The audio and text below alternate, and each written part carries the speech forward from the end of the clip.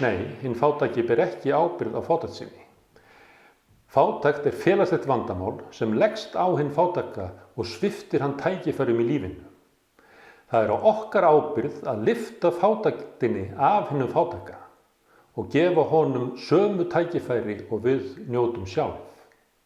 Við eigum ekki að álæsa hinn fátæka fyrir fátækt sína, þá erum við að taka upp orðfæri nýrfrjálshyggjunnar sem að upphefur ríka og heldur í fram að hann sé ríkur fyrir eigin veruleika og verður þar að leiðandi að smána hinn fátæka og saka hann sjálfan fátækt sína.